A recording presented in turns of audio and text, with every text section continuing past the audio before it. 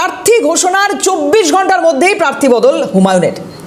হুমায়ুন কবির যিনি গতকাল প্রার্থীর নাম ঘোষণা করলেন আর আজকেই বদলে গেল তাদের মধ্যে একজন প্রার্থী নিশা চট্টোপাধ্যায়, যাকে বালিগঞ্জ কেন্দ্রে প্রার্থী করেছিলেন হুমায়ুন। নিশা চ্যাটার্জির একাধিক রিলস ভাইরালের পরে প্রার্থী বদল, দলের ইমেজ নষ্ট হওয়ার আশঙ্কায় প্রার্থী বদলের সিদ্ধান্ত জেইউপির।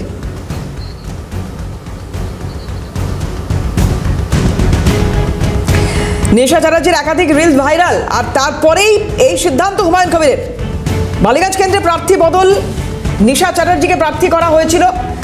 হুমায়ুন কবির গতকালই প্রার্থীর নাম ঘোষণা করেন এবং আজকেই বদলে গেল নিশা চ্যাটার্জির নাম। মফিজুল ইসলাম আমাদের প্রতিনিধি রয়েছেন, এই মুহূর্তে সরাসরি চলে যাব মফিজুলের কাছে। কি জানা যাচ্ছে মফিজুল?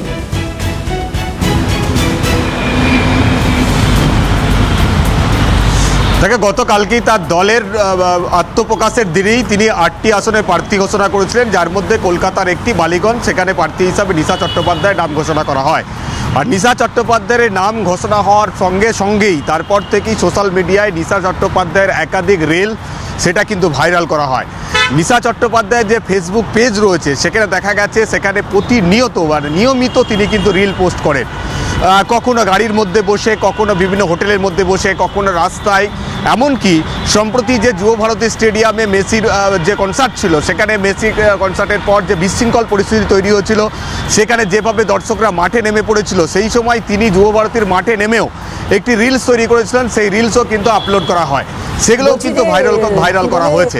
কিন্তু সেক্ষেত্রে নিশা চ্যাটার্জির তার রিলস ভাইরাল করে বিভিন্ন রকমভাবে প্রশ্ন তোলা হয় এবং সেই প্রশ্ন তুলে বলা হয় যে এমন একজনকে কলকাতার বালিগঞ্জ কেন্দ্রে হুমায়ুন কবির প্রার্থী করছেন, তাতে করে দলের ইমেজ কিন্তু সম্পূর্ণভাবে নষ্ট হবে।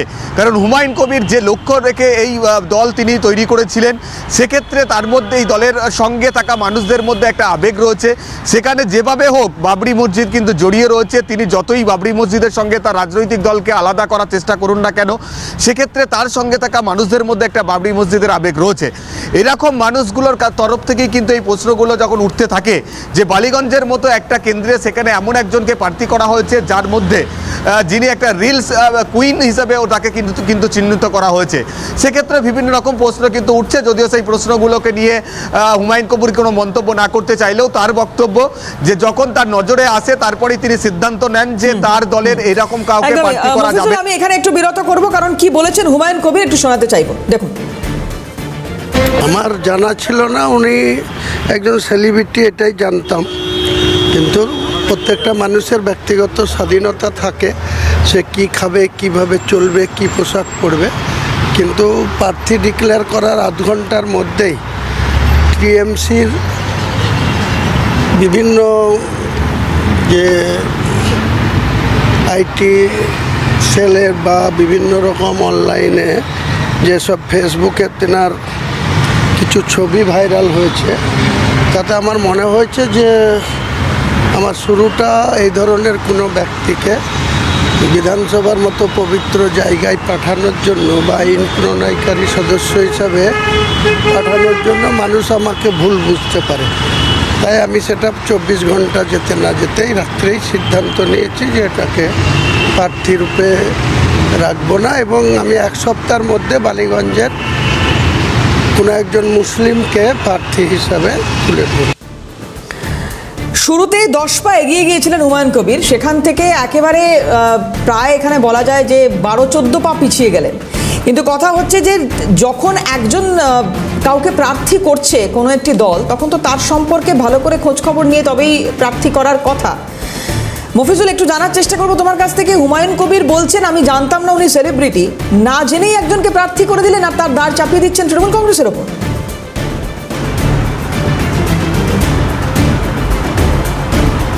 দেখে একেবারেই তার বক্তব্যে তিনি তো এরা বলছেন যে কোনো রকম যাচাই না করেই তার পূর্ব পরিচিত যিনি তৃণমূলের সঙ্গে জড়িত এখনও, যার নাম হচ্ছে সাইনাথ চৌধুরী, সেই সাইনাথ চৌধুরী একজন পূর্ব পরিচিত মুর্শিদাবাদেরই মানুষ, তার বাবার সঙ্গে তার বন্ধুত্ব রয়েছে, তার কথাতে নাকি একে প্রার্থী করা হয়েছে।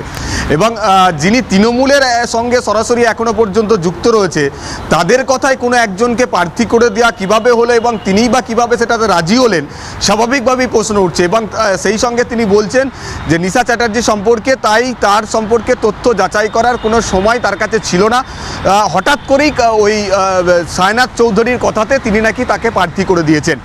এর পেছনে তিনি আবার বলছেন যে তৃণমূলের চক্রান্ত, তার নাম ঘোষণা হওয়ার সঙ্গে সঙ্গে যে রিলসগুলো ভাইরাল করে তার ইমেজ নষ্ট করার চেষ্টা হচ্ছে, এর পেছনেও নাকি তৃণমূল কংগ্রেস জড়িত বলে তিনি অভিযোগ করছেন।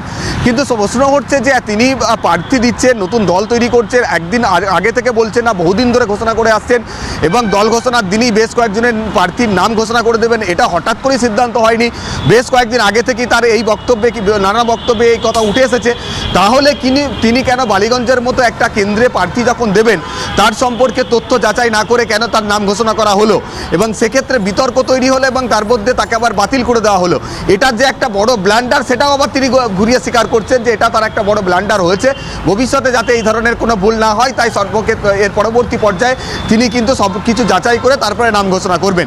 যে কারণে বালিগঞ্জের প্রার্থী নির্ণয় করার ক্ষেত্রে আজকে তিনি কলকাতায় বৈঠক করবেন। পরবর্তী কাকে প্রার্থী করা হবে তার নাম 7 দিনের মধ্যে ঘোষণা করার জন্য আজকেও দুজনের সঙ্গে তিনি বৈঠক করবেন। যাদেরকে প্রার্থী করার বিষয়ে প্রাথমিকভাবে তিনি ভাবনা চিন্তা করছেন তাদের সম্পর্কে বিভিন্ন তথ্য যাচাই করে এক সপ্তাহ পর তিনি তাদের নাম ঘোষণা করবেন, এই কথা তিনি কিন্তু জানান।